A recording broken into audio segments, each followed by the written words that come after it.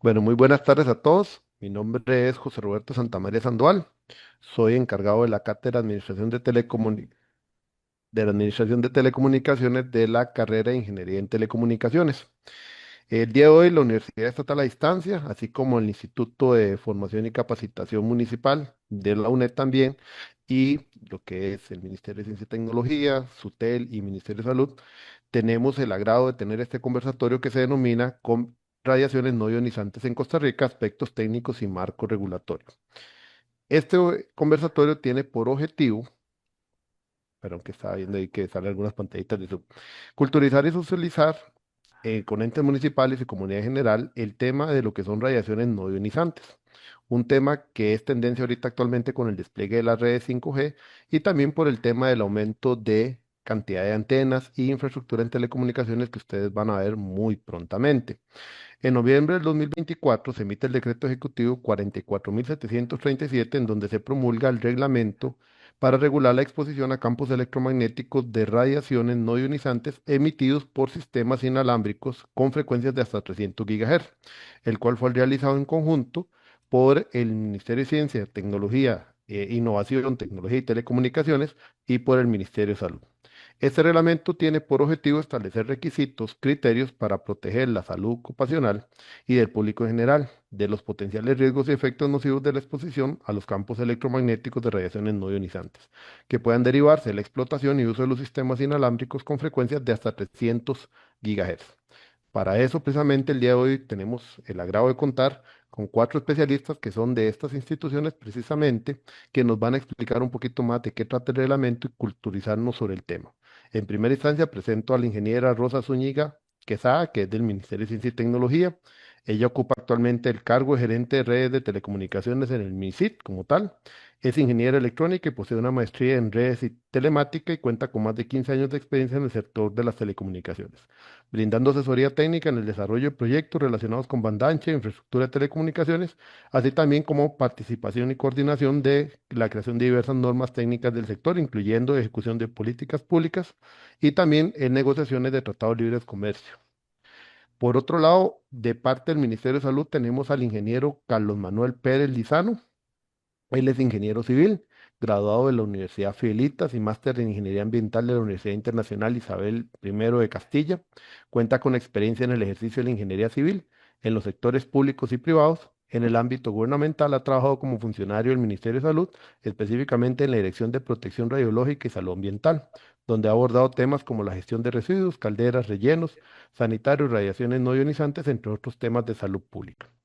De parte de la SUTEL contamos con la presencia y participación del ingeniero Glenn Fallas. Él es ingeniero en electrónica y máster en tecnologías de información con énfasis en telemática del Instituto Tecnológico de Costa Rica. También es máster en gerencia estratégica de las telecomunicaciones con un diplomado en la misma disciplina.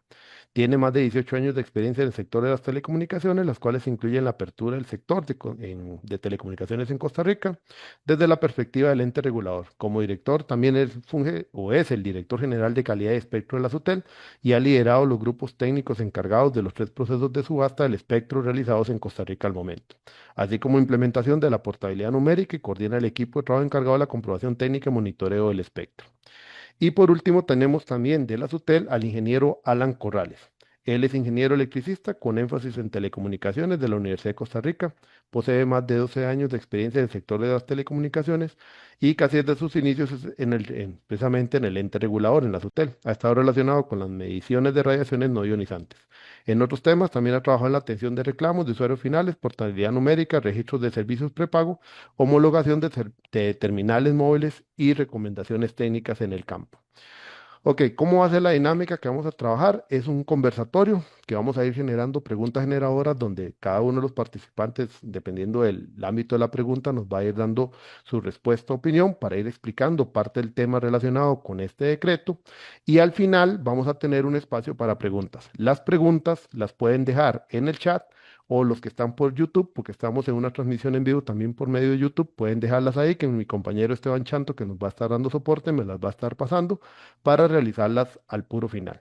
Les solicito, eso sí, a todos los participantes tener la cámara y el micrófono apagado y si en dado caso al final también del espacio quieren realizar ya las preguntas en vivo, también le podemos abrir el espacio. Así que Bueno, sin más ni más, voy a empezar con la primera pregunta que tenemos aquí preparada para poder dar inicio con el conversatorio.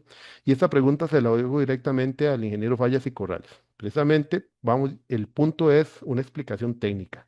¿Qué son radiaciones no ionizantes? ¿Cómo se relacionan con el funcionamiento de las redes inalámbricas y con los servicios de telecomunicaciones? Bueno, saludos a todos los participantes, buenas tardes.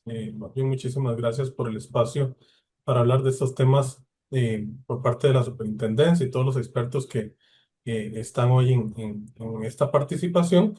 Bueno, las radiaciones no ionizantes son las radiaciones que generan el uso de diferentes equipos eléctricos y electrónicos, así como las asociadas con la explotación del espectro radioeléctrico para la prestación de servicios de telecomunicaciones. Como vemos acá en la gráfica que está en pantalla, la división entre las radiaciones no ionizantes y las ionizantes es prácticamente la luz visible. Eso está en el orden de los terahertz y pues es la que permite diferenciar los niveles de energía de las radiaciones. Y como pueden ver acá, pues también se muestra un poco la evolución de las telecomunicaciones que han empezado, pues la mayoría de las comunicaciones empezaron en frecuencias más bajas y conforme vamos teniendo nuevas tecnologías, la tendencia es utilizar frecuencias más altas. Le doy la palabra a Alan, que también es un experto en esta área.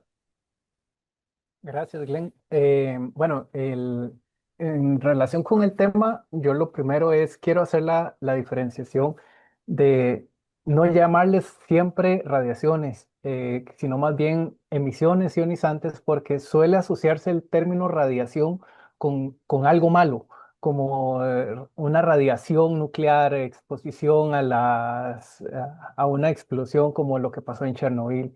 Entonces, ya partiendo de esto, las emisiones no ionizantes son las que no tienen suficiente energía, como se ve ahí en pantalla, como para alterar el estado de la materia, arrancar electrones, generar iones, sino que nada más es el efecto comprobado, como se ve ahí en pantalla en el ejemplo, el horno de microondas, es la agitación molecular. Por ejemplo, cuando nosotros frotamos nuestras manos, estamos generando agitación.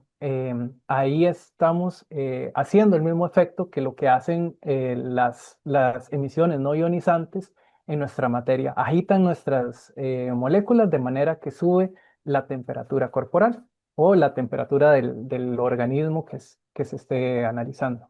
Por el contrario, las ionizantes son las que separan, alteran la materia como tal. No tienen este efecto que es nada más térmico. Ok, entonces, aquí tengo una segunda pregunta que más bien ya se la tengo dirigida al ingeniero Carlos, precisamente, y a la ingeniera Rosa. Que bueno, Rosa es que me dice que tiene problemitas ahorita de conexión, pero entonces, para que más o menos Carlos nos vaya contando de parte del Ministerio de Salud. Bueno, el reglamento o el decreto como tal es nuevo, ¿verdad? Viene del año 2024 y es interesante porque es un reglamento que se trabajó en conjunto entre dos instituciones del gobierno, dos ministerios como tal. No sé, Carlos, si nos puedes contar un poquito desde tu experiencia del Ministerio de Salud, cómo fue ese trabajo, cómo se logró esa articulación, que a veces es complicado, ¿verdad? Articular dos organizaciones distintas y poder lograr un resultado como este. Sí, buenas tardes a todos, primero que todo. Eventualmente sí, fue un trabajo arduo que llevamos por mucho tiempo, casi un año de estar haciendo reuniones y trabajo en conjunto para hacer la implementación de las nuevas normas y las recomendaciones que se emitieron los organismos internacionales, asesores de la OMS y de la ONU, que son el ICNIR y la OIT, que gracias a estas modificaciones y directrices que ellos emitieron, hicimos todo este trabajo en conjunto para sacar el nuevo decreto, que eventualmente viene ¿cómo es? A actualizar todas las normas. No sé si Rosa ya pudo conectarse. Me dice que está conectándose en este momento. Déjame ver Ok, si la logro ver porque todavía no ajá. la veo en la parte Ujú. de, de espera. Entonces ya casi se conecta. Más bien, si Ok. quieres, nos vas contando un poco también, bueno, el trabajo en conjunto y Ujú. luego también qué elementos son los que son diferentes, porque anteriormente al decreto existía como un reglamento también asociado, ¿verdad? Existía un reglamento que era un decreto que era el Ujú. 36324 que estuvo anterior, pero Sí, con este se vino la parte de la actualización. ¿Ves? Ahí ya regresó Rosa, entonces ya ya la ahí está tenemos. Raza. Entonces, más bien, Sí. ahí entre los dos, volver otra vez al tema de cómo fue ese proceso en conjunto entre ustedes dos como ministerio y el tema de las diferencias con respecto al reglamento anterior que existía. Sí, Muchas el, gracias. Ahí disculpa Carlos que los interrumpa y ahí los problemas tranquila. siempre que pasan de la conexión.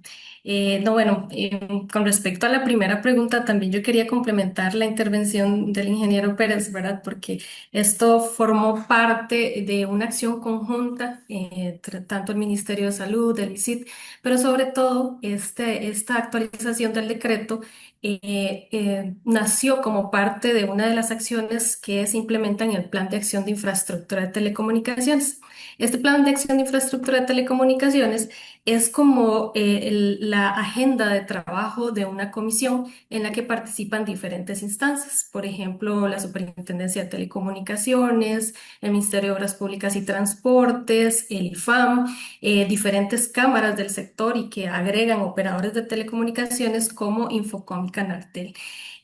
También tenemos la grata presencia del Ministerio de Salud en estas conversaciones que tenemos dentro de la Comisión de Infraestructura y dentro de ese eje de articulación que logramos con diferentes instituciones salen las necesidades, ¿verdad?, que tiene el país en relación con la regulación de telecomunicaciones y en este caso el tema de radiaciones no ionizantes. Entonces, ese es un elemento que nosotros consideramos. A partir de ahí, estuvimos trabajando un texto base que después tuvimos un trabajo con el ingeniero Pérez, ¿verdad? Haciendo sesiones de trabajo y lo que concluyó en la publicación del decreto ejecutivo. Entonces es así como en este ámbito de articulación nosotros hemos trabajado y fue lo que logró al final emitir esta nueva regulación. Y lo que le preguntaba a Carlos precisamente era el tema con respecto a la reglamentación anterior que existía, qué fueron los cambios que ustedes, los que se introdujeron en esta y que obviamente nos actualiza, ¿verdad? Un contexto actual, con las nuevas tecnologías que se desarrollan y Ujú. demás. ¿Qué fue lo que ustedes ven que son las diferencias principales en donde se trabajó este nuevo decreto del 2024? Sí, eventualmente el reglamento anterior abarcaba todo eso que nos expusieron los compañeros de SUTEL de la radiación no ionizante o hasta el espectro visible que conocemos, que son hasta los 300 GHz. Eh, pero en estas nuevas directrices hay una de la UIT que voy a permitirme irlas leyendo porque son nombres que a veces cuesta aprenderse. Ujú. Está en la UIT-T, la K61, que hace la orientación sobre la medición y predicción numérica de campos electromagnéticos para el cumplimiento de los límites de exposición humana e instalaciones de telecomunicaciones. Está la 70, con las mismas siglas, que son las técnicas para limitar la exposición humana a los campos electromagnéticos en cercanías a estaciones de radiocomunicaciones. La 83, como la supervisión de niveles de intensidad de campo magnético. La 91, que es la orientación para valoración, evaluación, monitoreo de la exposición humana a campos electromagnéticos de radiofrecuencia. La 100, la medición de campos electromagnéticos y radiofrecuencia para determinar el cumplimiento de los límites de exposición a las personas cuando se pone en servicio una estación base. Y la 145, por mencionar unas cuantas, porque hay más, la evaluación y gestión de cumplimiento de los límites de exposición de campos electromagnéticos a radiofrecuencias para los trabajadores y los emplazamientos e instalaciones de radiocomunicación.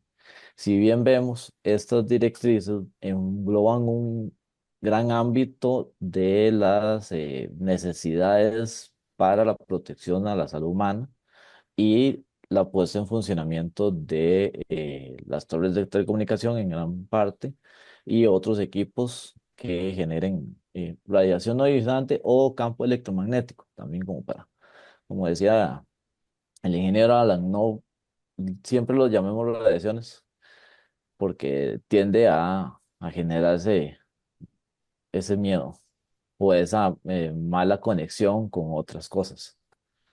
Eventualmente aquí se hace una eh, amplia, para ver cómo se los digo, perdón. Ujú. Esto, Tranquilo. esto eventualmente estas organizaciones revisan junto con muchos profesionales muchos ámbitos de la protección de estos campos electromagnéticos y la exposición que tiene tanto a nivel ocupacional, el que trabaja en eso, como el público en general. Entonces, todas estas nuevas directrices que nos alimentan para hacer este reglamento nuevo vienen en esa línea. Proteger tanto la parte ocupacional como la Ujú. parte pública. O sea, el que anda en la calle cerca a una distancia ya segura, como el que entra dentro de esa zona donde está la instalación. Eventualmente, el decreto anterior también las tenía, pero estas vienen reforzando lo anterior. Entonces, no sé. Eh, Ajá. ujú. No sé si tal vez Rosa también tiene algo más que agregar en esa Eso parte. sí le da la palabra a Rosa. Sí, muchas gracias. También en complemento, ¿verdad? A lo que señalaba el ingeniero Pérez, por ejemplo, uno de los elementos que contuvo esta modificación de la normativa es la adopción de las directrices de la ICNIR. ¿Qué es lo que ha pasado en la regulación del país en este momento? Y tuvimos un pasado donde a través de una recomendación de la OIT se adoptaron las directrices ICNIR de 1998 y con esta nueva actualización de la normativa cambiamos a la adopción de las directrices tanto del 2010 como del 2020. Entonces, en ese cambio, ¿verdad?, del contexto internacional, la adopción de las directrices ICNIR, las del 2010, son las que operan en bajas frecuencias, llamémoslo desde 1 Hz hasta 100 kHz.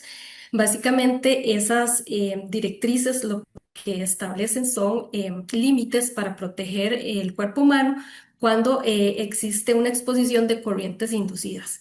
Eso serían, ¿verdad?, para las directrices 2010 y para las directrices 2020, que son las que operan en la frecuencia de 100 kHz a 300 GHz, es la adopción de las directrices que operan la mayoría de los sistemas y los servicios de telecomunicaciones.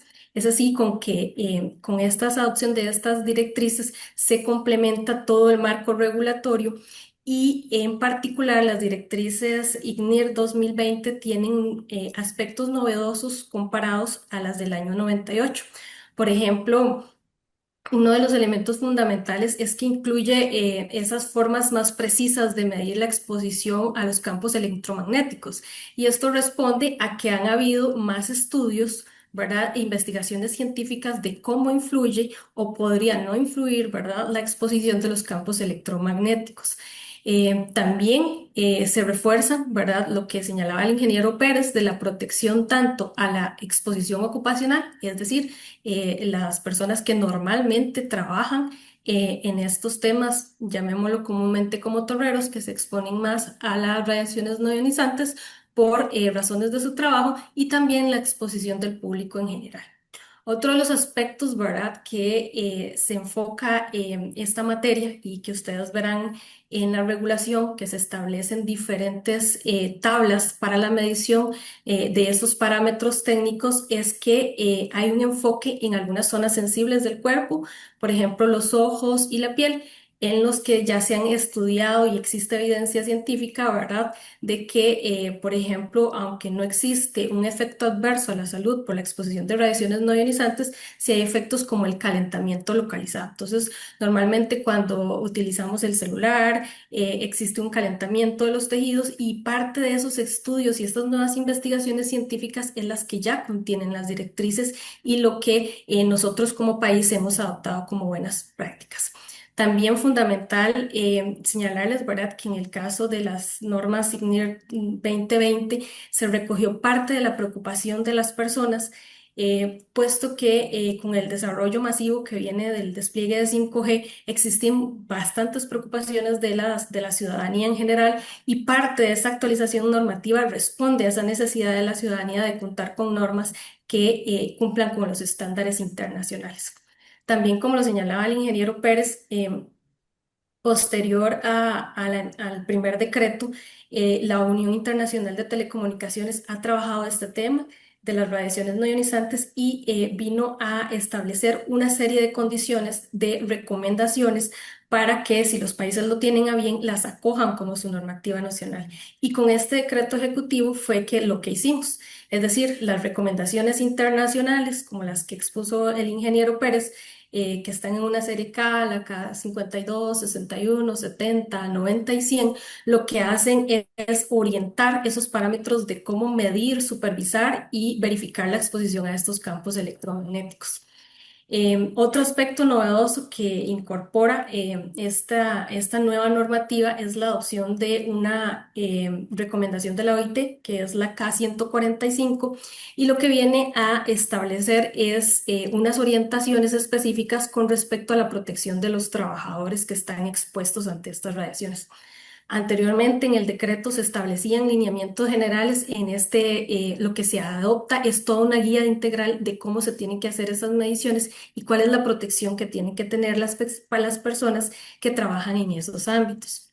Finalmente, otro de los elementos que también me gustaría rescatar que incluye esta normativa, por ejemplo, es que en la anterior se establecían cuáles eran, cuando existe un incumplimiento de la legislación, que se aplican medidas de la Ley General de Salud. En este caso, el reglamento viene, perdón, viene a normar cuáles son esos elementos o esos artículos de la Ley General de Salud que deben ser contenidos en caso de incumplimientos. Por ejemplo, es una serie de artículos de la 355 a la 366 de la Ley General de Salud, y que estas disposiciones al final lo que establecen es facultar a las autoridades sanitarias, en este caso al Ministerio de Salud, de adoptar las acciones que son necesarias, si en caso de incumplimientos, que exista una suspensión de actividades o bien la clausura o, en caso dado, el retiro de equipos, siempre que haya un riesgo a la salud pública. Entonces, de manera general, eso es lo que contiene esta normativa, estas modificaciones de la normativa, y lo que hace es una adopción rigurosa de los estándares internacionales más modernos en la materia, pero también que importante rescatar que esto brinda seguridad jurídica a las personas, ¿verdad? A la ciudadanía, que están preocupadas por la emisión de radiaciones no ionizantes y el despliegue de 5G. Ok, y entonces ahora que conocemos un poco lo que trae la normativa nuevo, entonces viene el punto, que es como hacia las personas propiamente, ¿verdad? Que es, y esa se la hago la pregunta a Carlos. ¿Cómo una persona puede solicitar una medición de exposición a campo electromagnético? ¿A qué entidad se le solicita? ¿Cuál es ese proceso que se debe seguir? Porque obviamente las personas, bueno, me imagino que ya ocurre en este momento, por ejemplo, cuando ponen cables de alta tensión o ven que ponen una antena, un torrero cerca, primero que ya han habido poblaciones que llegan y dicen, mira, eso genera una radiación que puede provocar un efecto de salud, y me imagino que corren primero al Ministerio de Salud. Pero Carlos, ¿cuál sería el proceso que las personas deben realizar para solicitar una medición?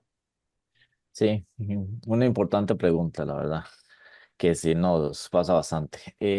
Las personas, para realizar lo que ocuparíamos de parte del Ministerio de Salud es que se acerquen a los niveles locales, a las direcciones de área rectora de salud, y pongan una denuncia, eh, preferiblemente no anónima. ¿Por qué no anónima? Porque en el proceso se harían las mediciones. En el caso de torres de telecomunicación, yo, digamos, a nivel interno me hacen llegar la denuncia a mí. Yo coordino con Sutel, vamos, hacemos las mediciones, se hacen los informes, y a la persona denunciante, como no es anónima, conocemos los datos, podemos eventualmente referirle los resultados que se conocieron de las mediciones, y podríamos vincular con esa misma persona y conocer el caso que hace denuncia.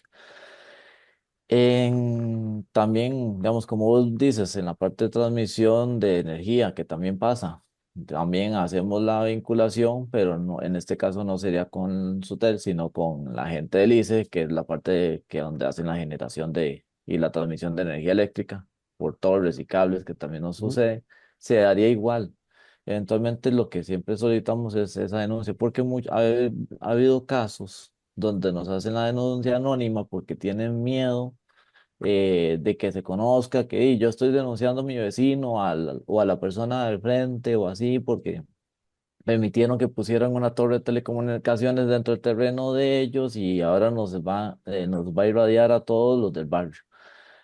Y eventualmente con esas mediciones se podría comprobar si hay una afectación. Eventualmente, eh, si nos hacen una denuncia anónima por este miedo, no tendríamos ni cómo hacer la vinculación con la persona para llegar a hacer el estudio de caso y no tendríamos cómo enviarle los resultados después a Ujú. través de los niveles locales. Y qué importante esa parte, ¿verdad? Porque es un tema de que la gente, bueno, aparte de que es un poco desconocimiento, también es un tema ¿cómo se llama? De miedo propiamente por la situación social, ¿verdad? Pero Ujú. entonces paso a una parte importante y ahora la pregunta se la hago a Glenn Alan, porque entonces el brazo técnico en el campo de telecomunicaciones de las mediciones, a lo que te entiendo, lo lleva a la SUTEL. Entonces, Glenn y Alan, ¿cómo es que llevan, cómo se realizan ustedes las mediciones como tal, no ionizantes? Y además, ¿qué protocolos y equipamiento utilizan? Que eso también lo asocio, porque ahorita viendo en el chat, tengo una pregunta de Andrés Jara que precisamente andaba por ahí la pregunta, que dice, ¿cuáles son los equipos de medición de radiaciones no o ionizantes que se utilizan en Costa Rica y que existe alguna entidad acreditada a nivel nacional para la calibración de eso? Entonces, en realidad es casi como del mismo ámbito de la pregunta y ahí ustedes tal vez nos van dando la respuesta. Sí, bueno, la Sotel cuenta con equipo especializado de medición. Este equipo, pues, de la misma forma como lo estaban comentando los compañeros, ¿verdad? Se asocia a los umbrales y a las recomendaciones de la OIT, la K61, la K52, así como las recomendaciones, bueno, la OIT, Unión Internacional de Telecomunicaciones, así como las recomendaciones de la Comisión Internacional para la Protección de Radiaciones No Ionizantes, que se abrevia ICNIRP, ¿verdad? Que son los que comentaban los compañeros que establecen estos umbrales. Acá en el gráfico se muestran que hay dos tipos de umbrales. Como decía la compañera Rosa, hay umbrales ocupacionales, que son para las personas que se dedican principalmente a la instalación de elementos de red, ¿verdad? Las personas como los torreros. Estos tienen umbrales diferenciados porque tienen una exposición más constante a los campos electromagnéticos y están todas las exposiciones o los límites de exposición al público en general, que como pueden ver, en la mayor parte de los casos son inversamente proporcionales a la frecuencia. Esto es importante porque entre más alta la frecuencia, este, más, más difícil para la señal, digamos, penetrar a los tejidos y es importante señalar que además la Subtel cuenta con estos equipos y en cuanto a la pregunta que hacían de la calibración, pues ellos se tienen que calibrar ante su fabricante. Eso implica que hay que hacer todo un proceso de envío internacional de los equipos y la SUTEL se asegura y tiene procesos de verificación donde siempre las mediciones con estos equipos, que son en su mayoría del fabricante Narda, se mantienen calibrados para evitar, digamos, cualquier reclamo ante la inexactitud de los resultados de las mediciones.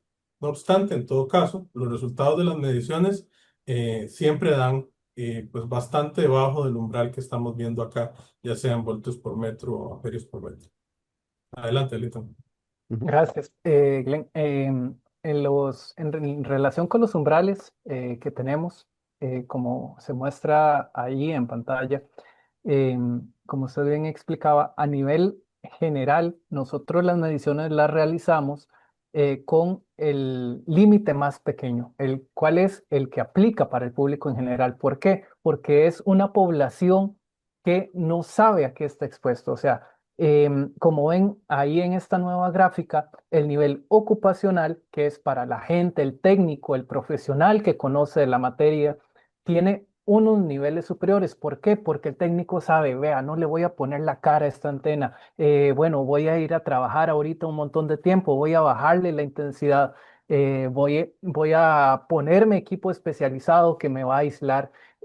Todos estos factores los maneja el profesional. Entonces, el que se ocupa, que trabaja en esa materia, puede estar expuesto a niveles superiores. En cambio, para el público en general, que que es la mayor parte de la población, son los niveles inferiores. O sea, ya ahí se aplica un principio de precaución que cuida a la población. El equipo que vemos ahí en pantalla, hacia la izquierda de la muchacha, es el equipo que nosotros utilizamos. Es un NARDA SRM 3006.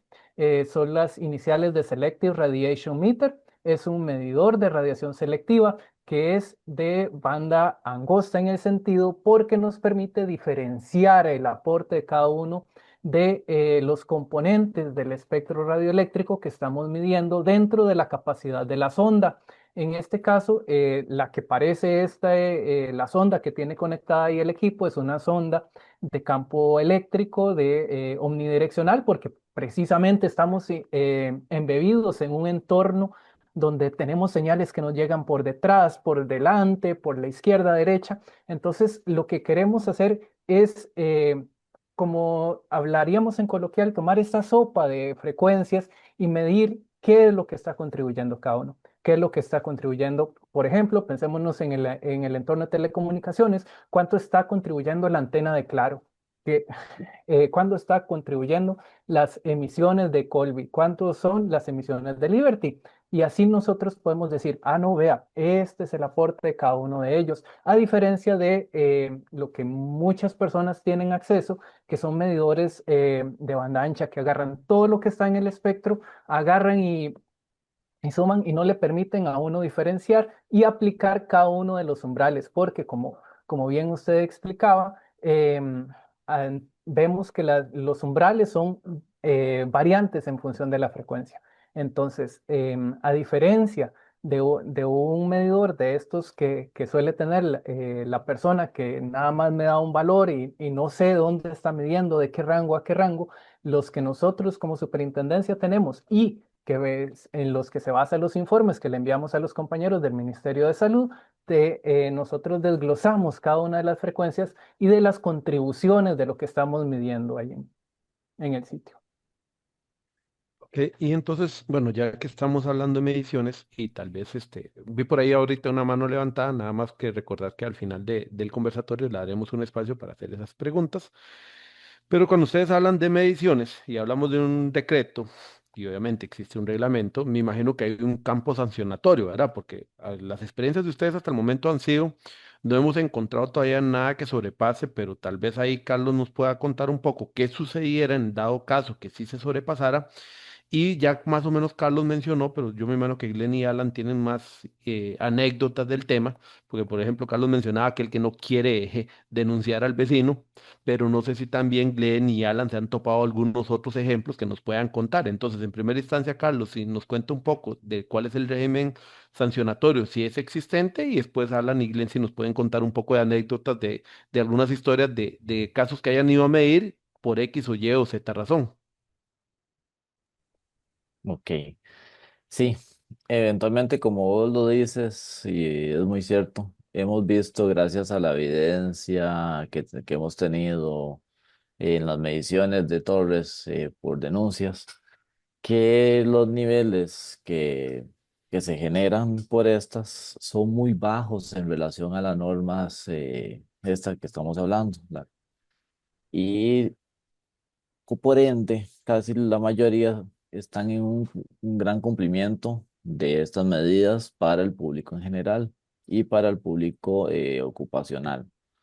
Eventualmente, si se llegara a dar el caso fortuito de que alguna torre aparece y está generando niveles más altos, en primera instancia, con la Ley General de Salud, como lo expuso Rosa anteriormente, están los artículos del 355 en adelante, en los cuales se generarían órdenes sanitarias a los responsables de la torre o del equipo, eventualmente, para la remediación y poner los equipos dentro de los estándares, primeramente. Y ahí iría evolucionando las acciones, digamos, si no se generan, digamos, esas acciones en tiempo y forma a la orden sanitaria, e iría escalando hasta que se remedie, digamos, desde ejemplos que todo el mundo conoce y nos conocen porque y nos tienen miedo por eso y podemos llegar con sellos, cerrar instalaciones, pero primero se hacen las órdenes sanitarias para la remediación de los casos. Eventualmente, hasta el momento, en ningún lado nos ha pasado. Todas han sido con niveles en cumplimiento. Le doy la palabra a Glenn y a Alan Ujú. para que... Sí, muchas gracias. En complemento a lo que decía compañero Carlos, efectivamente no hemos tenido la experiencia. Normalmente la contribución de todas las frecuencias que medimos respecto a los umbrales de radiación es realmente baja. También lo afirmaba el compañero. Y en todo caso, pues de darse algún tipo de consideración por parte del Ministerio de Salud, ¿verdad? Pues con el principio de coordinación interinstitucional, nosotros también podríamos colaborar en requerirle al operador ese plan remedial que señalaba don Carlos, ¿verdad? O eventualmente alguna reorientación de antenas, reducción de potencias, que son las medidas que se podrían tomar para asegurar el cumplimiento de los umbrales, pero para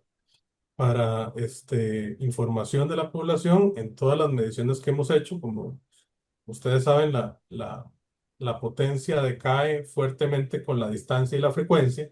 Eso hace que la mayor parte, la totalidad de las mediciones que hemos hecho, pues la contribución de las radiaciones esté muy, no contribuya al umbral. Alan tiene, pues, tal vez en los temas de anécdotas, Alan es el que se encarga de realizar las mediciones. He estado con todo tipo de personas, y creo que es el que nos puede ayudar más en temas de este tipo de anécdotas. Adelante, por favor. Con mucho gusto, Glenn. Sí, efectivamente, primero, en todas las mediciones, en estos más de eh, 12 años trabajando en mediciones, no se ha encontrado un sobrepaso con respecto a los umbrales.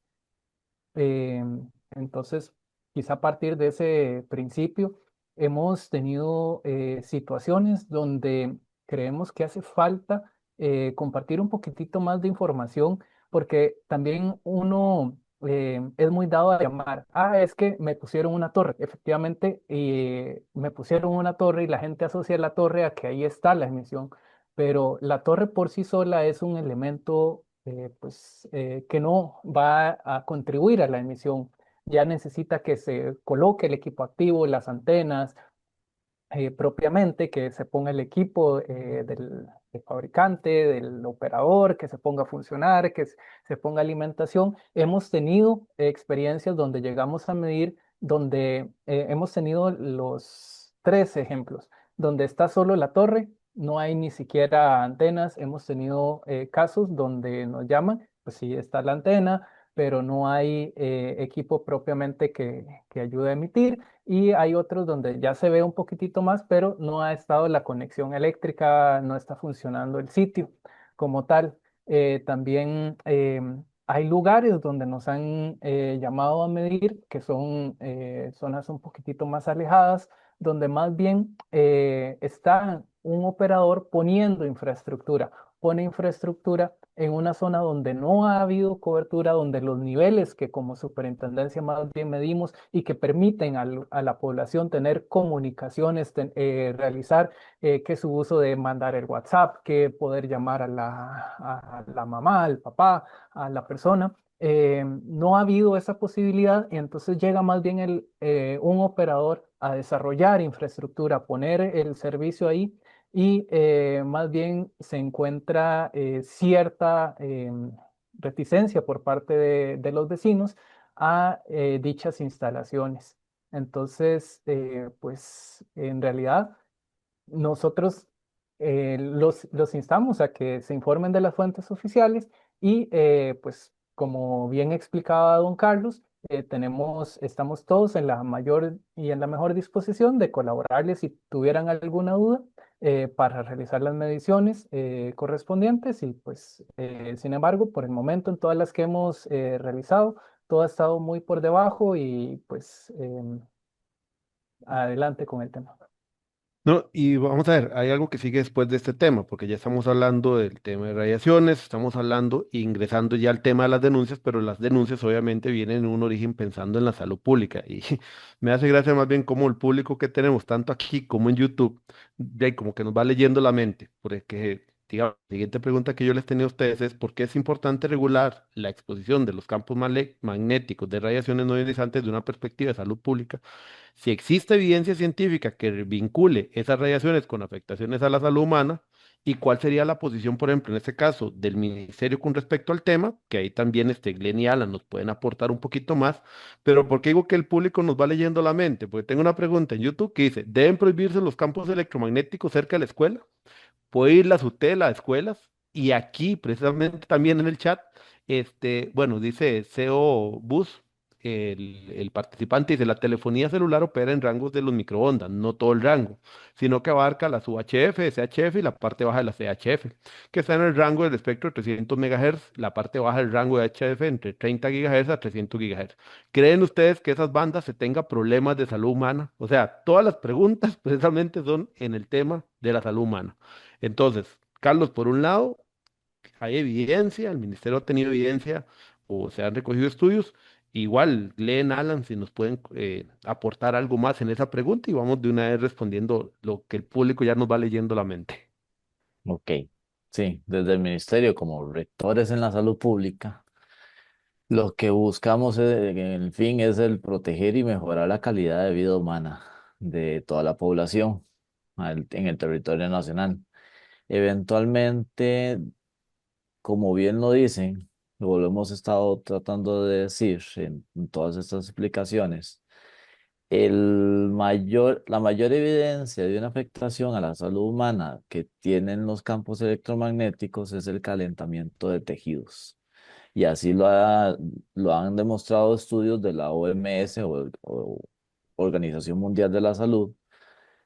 Y eventualmente no ha habido evidencia de que ese calentamiento de tejidos haga una afectación al cuerpo humano, porque no logra llegar digamos, a una afectación grave. ¿Por qué lo digo así? Porque el calentamiento de tejidos lo que haría en el cuerpo humano y lo que se ha tratado de buscar en la experiencia científica con esto es ver si al calentar el tejido le genera un cambio al mismo. Y no ha habido evidencia de esto, digamos.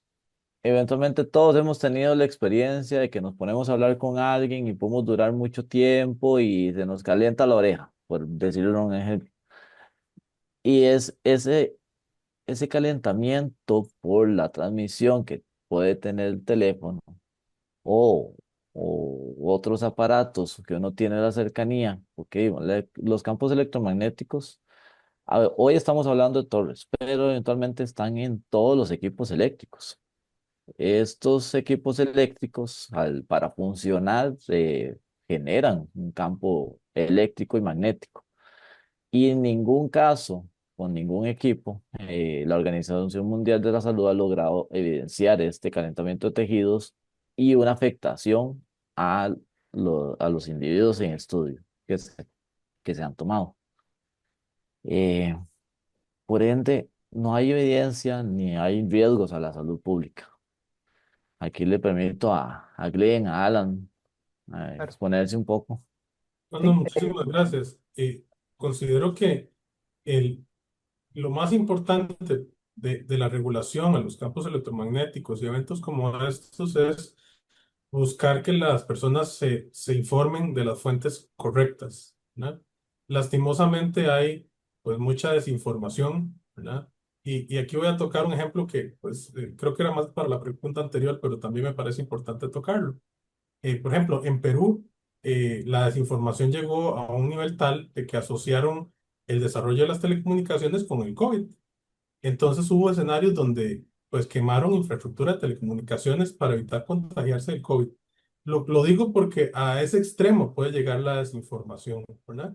Y esa es la importancia de este tipo de eventos donde pues podemos hablar por lo menos desde la parte científica, lo que tiene contrastación técnica, los dictámenes de la OMS, informes en este sentido, donde es importante informar a la población que las radiaciones no ionizantes que generan, como decía, el compañero, esto lo genera pues equipos eléctricos y electrónicos, ¿verdad?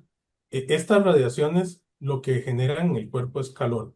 Y sobre esta radiación de calor, pues para mí uno de los ejemplos más claros es el microondas. El microondas, el horno microondas lo utilizamos para calentar la comida, ¿verdad? No es que usted vaya a meter un pollo a calentar y le salga un dinosaurio, ¿verdad? Es lo que se imprime es calor a la hora de utilizar la frecuencia de resonancia del agua. Entonces, ese es el efecto. El efecto de las radiaciones no ionizantes son la generación de calor.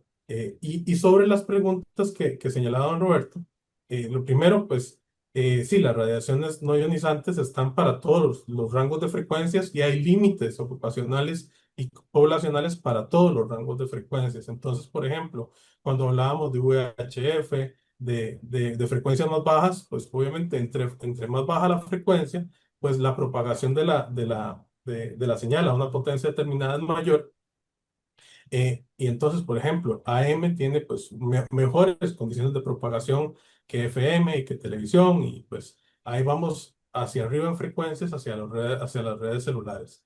Entonces, para todos los segmentos de frecuencias hay límites de salud, y pues en lo que señalan también sobre las escuelas, los límites establecidos, ¿verdad? Consideran pues también niños y adultos, ¿verdad? Entonces estarían protegidos a la hora del establecimiento de una medición para verificar que se cumpla con estos umbrales bueno, principalmente establecidos por el Instituto de Radiaciones No Ionizantes, que fue parte, digamos, de lo que hablamos ahora de que acogió Costa Rica.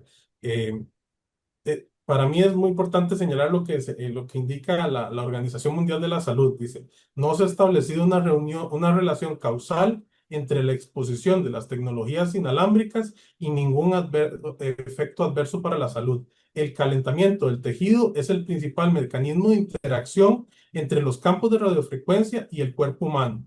Por otra parte, a medida que aumenta la frecuencia, la penetración en los tejidos corporales disminuye y la absorción de energía se limita a la superficie corporal, la piel y los ojos. Si la exposición general se mantiene por debajo de las directrices internacionales, no se prevén consecuencias para la salud pública. Esto es una cita de lo que dice el sitio web de la Organización Mundial de la Salud, y creo que es lo que viene a ilustrar que pues debemos de buscar las fuentes fidedignas y evitar pues teorías de conspiración y malinformación, que es parte de la importancia de la regulación de estas tecnologías. En cuanto al tema de mediciones, pues no hay, o sea, siempre que nos dejen entrar o nos inviten, pues con mucho gusto nosotros les hacemos las mediciones. Con esto pretendo responderle al compañero que consultó sobre el tema de mediciones en escuelas. Hemos hecho mediciones en centros educativos, han sido algunos privados, uno público, me parece recordar. em, no hay ninguna, siempre que nos inviten, nos dejen pasar, incluso les hacemos las experiencias de medición, por ejemplo, en el área de juegos, afuera, si es que no está techado, y dentro de las cuatro paredes y el techito, para que vean cómo, pues en relación con la exposición a estas emisiones, un solo obstáculo como es por ejemplo, el techo, el zinc, ya reduce un montón la exposición. También siempre recordar que, por ejemplo, de pronto, ¿qué es más importante? Carecer de la comunicación o tener un nivel que ya está demostrado en todas las experiencias de que son mucho menores a los umbrales, y entonces que tenemos toda la tranquilidad para poder utilizar nuestro dispositivo móvil, o no poderlo utilizar en un momento determinado, en una emergencia, en una situación de la vida real. Recordemos también que, bueno, pues el sistema móvil tiene que hablarse. Tengo antenas por un montón de lados, y si hay una que más bien emite más que las demás, va a ensordecer a las otras, puedo generar interferencias, problemas. Ahí entonces prácticamente el sistema de telefonía móvil, que es donde más vemos y hacia donde vamos, que la población suele tener más dudas, por ejemplo, en el tema de que, ay, ahora me están poniendo una infraestructura nueva aquí, ahora tengo otra por allá. Más bien, al tener esta infraestructura, más bien tengo menos necesidad de tener puntos donde se utilice más potencia. Bueno, y tomando esa última parte, quizá Alan, me quedan dos preguntas que van por ahí el tema. O no sé si tenías algo más que decir, Alan, que te dije ahorita. Eh, Creo que Glenn iba a tener un tema ahí Ah, con sobre, Glenn, Sí, perdón, hay una diga. pregunta sobre los temas de las comunicaciones aeronáuticas. Ajá, sí, lo estaba viendo ahorita, exactamente. Eh, bueno, el tema de estas comunicaciones aeronáuticas se dan específicamente entre las frecuencias de FM y todo lo que es las frecuencias para radiocomunicación aeronáutica y control aéreo. Esto se da porque los segmentos de frecuencias de FM y todo lo que es control aéreo están en segmentos adyacentes, frecuencias adyacentes, ¿verdad? Entonces, normalmente, si existe una emisora que tenga algún problema sobre modulación o una potencia alta, las mismas armónicas los armónicos son como una réplica de la emisión en ciertos segmentos de frecuencias. Los mismos armónicos generan ese tipo de interferencias. Esto, más que una radiación, es una interferencia perjudicial y nosotros también es algo que atendemos. De hecho, hay formularios para presentar este tipo de gestiones, ¿verdad? Y en todo caso, pues también se han implementado procesos de filtro a los operadores de radiodifusión. Eso está en el Plan Nacional de Atribución de Frecuencias para reducir o mitigar esa generación de interferencias, pero sí es algo que está presente y pues es muy, muy asociado a que son frecuencias adyacentes. Yo creo que ahora al final podríamos dejar tal vez algunos canales, dependiendo de la situación, porque por ejemplo, en el caso de denuncias, ya sabemos que a través del Ministerio de Salud, por ejemplo, el caso de escuelas, que no es una denuncia, pero como dice Alan, es una actividad que puede ser que la SUTEL llegue y realice mediciones y que además eso nos acerca también a la niñez, al área STEM, ¿verdad? Desde el punto de vista de educación es una actividad muy interesante. También primero que hay un canal y en el caso de lo de las interferencias, que también la SUTEL, precisamente creo que es la dirección de ILEN la que realiza estas mediciones también lo pueden realizar. Entonces, ahora podemos dejar unos canales de comunicación específicos para cuando llegan esas solicitudes. Y las últimas dos preguntas que tengo, pero antes de eso, nada más al público participante, mi compañero Esteban en el chat puso dos formularios. Uno es de asistencia y otro de evaluación de la charla, que nos es muy importante que ojalá no lo puedan llenar, porque también eso nos da a nosotros lecciones aprendidas para futuras actividades como este tipo. Y entonces ahora sí, pasando a las últimas dos preguntas que tengo, que era retomando lo que decía Alan, precisamente es, primero, de parte de ustedes, dar como un mensaje, siendo cara de la institución en esta charla, precisamente, porque vamos a un escenario nuevo, ¿verdad? Ahorita ya ayer, si no estoy mal, se ratificó por parte de la Contraloría lo de 5G, ya todo, ya viene el proceso completo de instalaciones, los desarrollos de las nuevas redes por parte de los operadores y demás, y entonces vamos a ver ya un despliegue masivo de la tecnología y eso va a incluir más infraestructura que obviamente va a generar preocupación en muchas comunidades a partir de lo que menciona precisamente Glenn, que es la desinformación que hay y que por eso estamos tratando de socializar y culturizar en el tema. Entonces, ¿qué mensaje le dan cada uno de ustedes de parte de su institución, tanto a las comunidades? Y por otro lado, si un gobierno local encuentra, como sucedió, como dijo Glenn en Perú en su momento, que comunidades se organizan para bloquear el desarrollo como tal, ¿qué camino pueden tomar también los gobiernos locales para apoyarse en las entidades o instituciones de ustedes y de tal manera que se pueda lograr el avance, ¿verdad? Y que no, y que más bien podamos romper esa barrera que se va a ir presentando. Entonces, ahí los dejo en el orden como quieran ustedes, dar ese mensaje y también la parte hacia los gobiernos locales.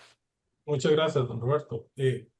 Bueno, lo más importante de este tipo de comunicaciones es desmitificar el tema de radiaciones no ionizantes, ¿verdad?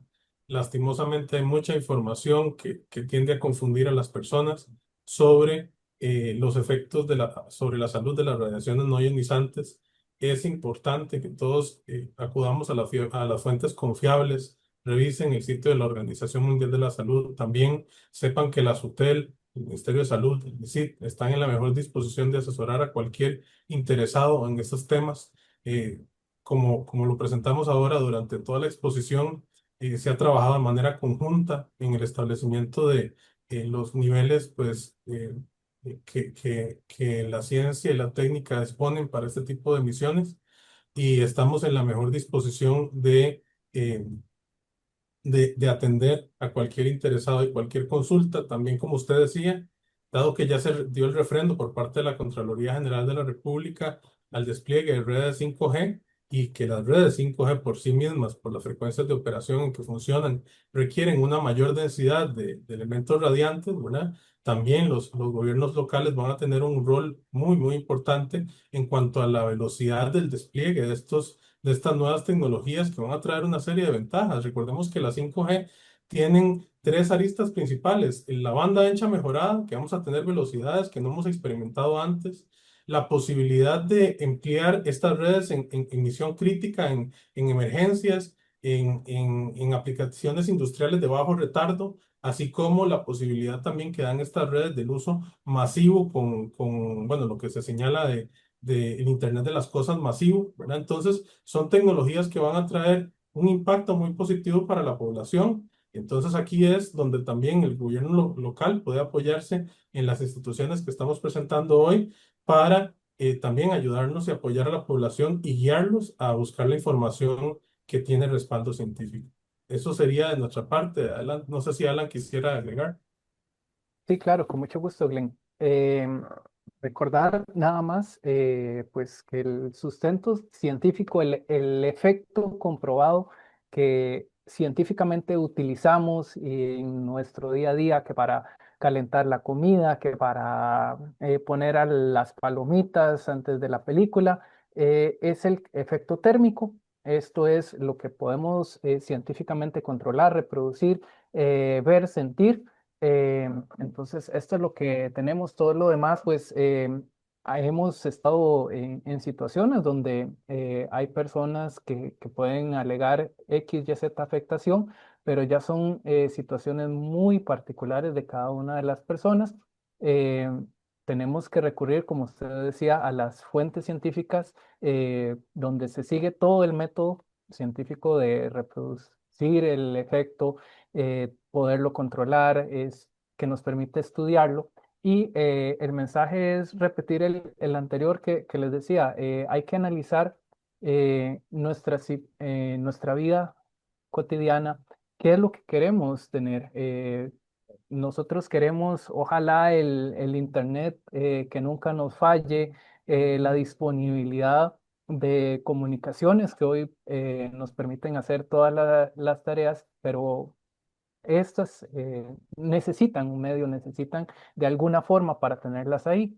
Entonces, hay que analizar qué es lo que queremos, y pues estamos todos creo que todos los que estamos aquí en este panel, en la mejor disposición de ayudarles a erradicar temores, mitos y promover el avance de las telecomunicaciones. Carlos Rosa. Bien, en el caso del MISID, por ejemplo, uno de los elementos que nosotros consideramos importante es que reconocemos que el tema de la emisión de radiaciones no ionizantes normalmente tiende a ser un tema polémico, y ahí nosotros como instituciones, las que estamos representadas, tanto el Ministerio de Salud, SUTEL y MISID, como autoridades competentes en las diferentes materias que están relacionadas a estos aspectos, siempre estamos dispuestos a tener un diálogo abierto, franco, ¿verdad? Y siempre respetuoso. Tal como lo señalaba Glenn, es un aspecto muy importante, que es muy necesario que la población esté informada, pero utilizando esas fuentes confiables, ¿verdad? Sabemos que existe mucha desinformación, como bien lo señalaba Glenn en algunas de las intervenciones que ha señalado, y para nosotros es muy importante que la población esté informada, pero por las fuentes que son más confiables. Es así que realizando ahora este análisis, esta analogía, nosotros, uno de los elementos que también consideramos que los gobiernos locales pueden trabajar es, por ejemplo, en las formas de cómo canalizar la información de los ciudadanos. Entendemos que los gobiernos locales, por ejemplo, reciben esas denuncias de la comunidad cuando existe confusión o cuando hay incluso oposición del despliegue de infraestructura o antenas, y parte de ese mensaje que nosotros queremos darle a las municipalidades es que puedan canalizar esas inquietudes que tiene la población hacia las autoridades competentes. Entonces, yo me quedo con ese mensaje. Es muy importante que puedan obtener, ¿verdad?, esa asesoría objetiva y con base científica. Entonces, parte de los elementos que nosotros queremos hacer como un llamado institucional es no dejarse guiar, ¿verdad?, por rumores o percepciones sin fundamento, sino que contribuir a esa confianza, pero con información clara, transparente y evidentemente basado en conocimientos científicos. Adelante, Carlos. Muchas gracias.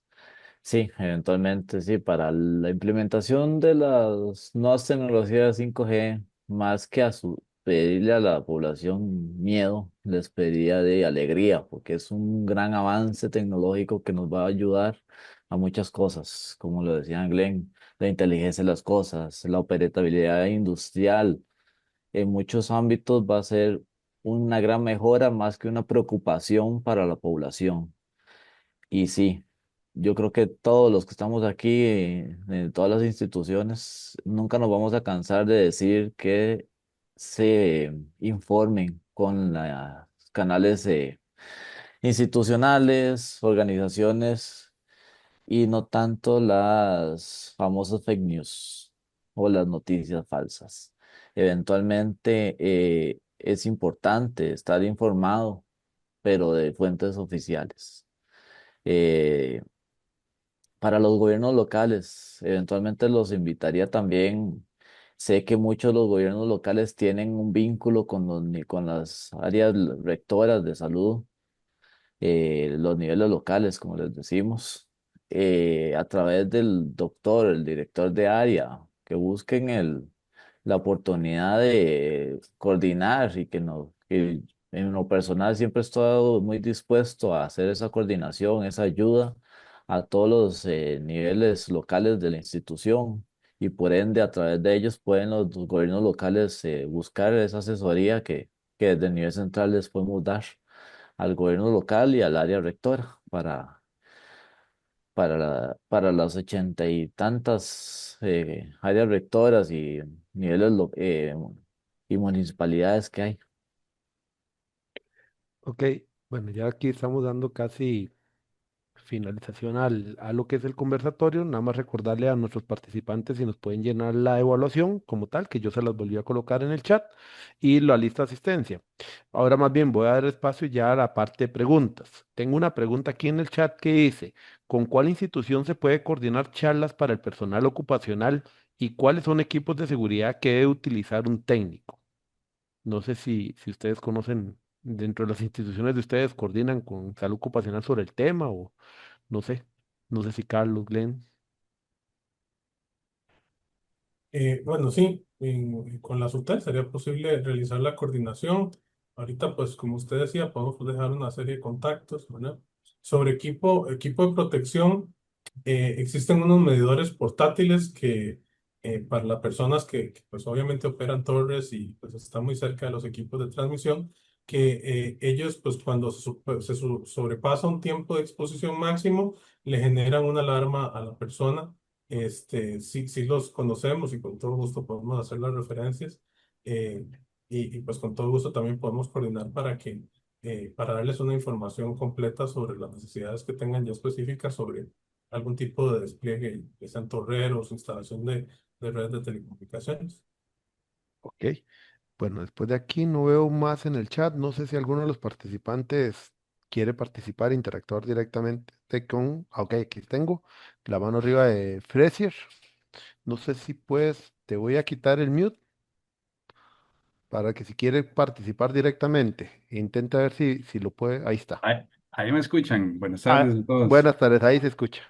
Sí, claro. Bueno, primero que nada, ahí ya felicitarlos por el foro seminario porque está muy interesante. Nada más quería hacer una consulta ahí al ingeniero del Ministerio de Salud, don Carlos, que es que, bueno, entendí que, digamos, cuando se quiera hacer una denuncia, entendí, ¿verdad? Digamos, para el caso de las radiaciones no ionizantes, ¿verdad? Que me quedó claro, unas son con el SUTEL y las otras con el ICE, que me imagino cuando son líneas de transmisión, ¿verdad? Pero lo que me llamó la atención es que el Ministerio de Salud coordina con el ICE para que haga esos estudios. Entonces, lo que me parece raro es que, obviamente que el ICE es juez y parte. Entonces,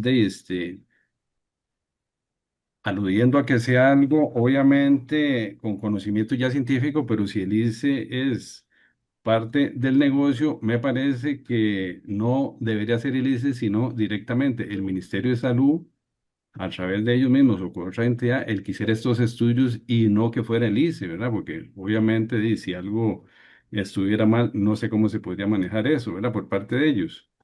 Nada más, es la duda y ver si puede haber un laboratorio que sea un tercero o otro ente, ¿verdad? Nada más. Mm. Vamos a tratar de aclararte. En estos casos, en esas denuncias, eventualmente, digamos, yo como Ministerio de Salud no le pido a Alice llegar y hacer, le hice la revisión solo. Yo voy personalmente, junto con personal del ICE, a hacer la verificación en campo de las condiciones de las líneas de transmisión. En mi persona y personal del ICE, que son dueños del equipo, que hacen la medición, así como con Sutel, que tienen el equipo y son dueños de ese equipo, vamos, hacemos la revisión, la medición, verificamos el informe, lo revisamos y damos la alimentación al denunciante. En ese caso hay una supervisión desde el Ministerio de Salud para evitar esa, como dices vos, juez y parte. Nosotros somos los que, como Ministerio de Salud, le hacemos la supervisión y fiscalización de la medición. Por eso eventualmente no hay laboratorios ahorita certificados o inscritos para hacer mediciones y eventualmente los reglamentos lo permiten.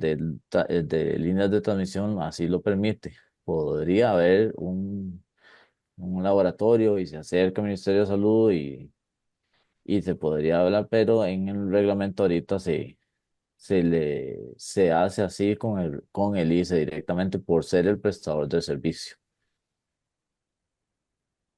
Ok, Ok, sí, está bien, pero gracias. de acuerdo. Ok, y a nivel de aquí del chat, ya la última pregunta que tengo de Brian André Muñoz, que dice, a nivel de normativa no me queda clara cuál regula la funcionalidad e implementación de la misma.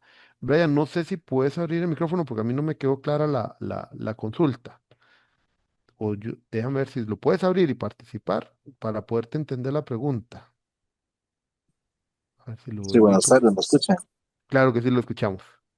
Saludos cordiales a todos. Y lo que no me queda claro cuál es actualmente la normativa que se está implementando a nivel de empresas de telecomunicaciones o el ICE, respectivamente, para realizar lo que es la utilización de estas líneas que dan lo que transmiten las ondas esas no ionizantes, que es normativa la que regula la cantidad o el nivel máximo que se debe tener funcionando a nivel de medio ambiente, más que todo. Bueno, yo creo que eso, no sé si Rosa, Glenn, que digamos precisamente la charla es sobre el decreto precisamente que estamos hablando de que regula lo del tema de no ionizante. Entonces, Rosa. Y bien, para contestarle, ¿verdad? La consulta, parte del mensaje que quisimos dar en esta charla es que para los sistemas inalámbricos con frecuencias de hasta 300 GHz, la normativa aplicable es el decreto ejecutivo 44737, ¿verdad? Un decreto ejecutivo que fue firmado por el Ministerio de Salud y por el MISIP. Entonces, para esos, principalmente para los sistemas de telecomunicaciones que operan en estas bandas de frecuencias, esa es la normativa aplicable. Existe un decreto y tal vez ahí don Carlos me complementará, ¿verdad? Que es específico cuando son líneas eléctricas que normalmente operan, ¿verdad? En la frecuencia de 60 Hz y existe una normativa específica, ¿verdad? Para el sector eléctrico.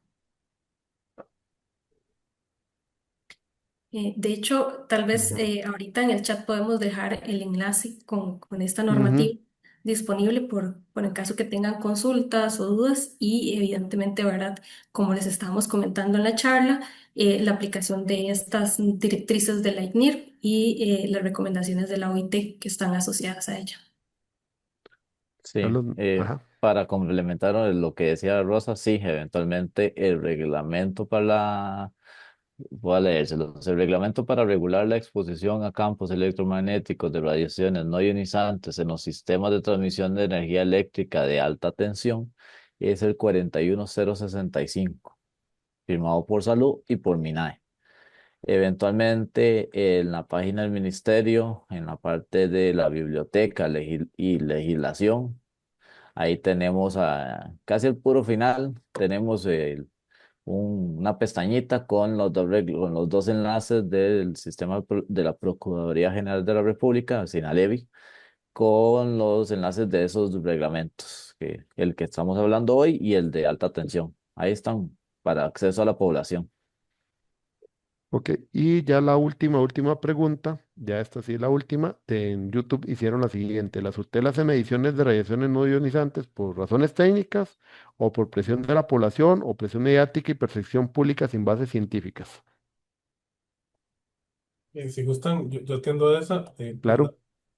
Las mediciones que realiza la SUTEL, como lo había señalado don Carlos, ¿verdad? Son Ujú. bajo una gestión del Ministerio de Salud, a quienes asistimos desde la perspectiva técnica, ¿verdad? Y es para atender todo lo que corresponde o alguna preocupación de la población sobre el tema de salud en radiaciones no ionizantes, y es el Ministerio de Salud el que pues tiene la última palabra en los términos, digamos, de si las radiaciones tienen algún tipo de afectación a la salud de las personas. Entonces, bueno, aquí tal vez lo importante para toda la población y precisamente por el foro y ese conversatorio que hicimos es para culturizar precisamente a la población de que conozcan este reglamento, que si tienen dudas, generen, si ocupan hacer la denuncia respectiva a través de la oficina del Ministerio de Salud, como lo mencionó Carlos, y ahí obviamente ya articulará, en el caso de telecomunicaciones, hacia la SUTEL, que es el órgano como tal, este brazo técnico de todo el andamiaje del campo de las telecomunicaciones a nivel de Costa Rica. Esa es la parte importante que queremos que quede el mensaje, y también el mensaje de entender que en ese momento las radiaciones no hay ninguna evidencia científica que haya demostrado una afectación a la salud humana, y con eso romper barreras y también paradigmas, que son paradigmas a veces no fundamentados, que también van a impedir en algún momento el desarrollo de la tecnología y el avance del país, que por eso realizamos este foro para que todos tengamos conocimiento de este tema.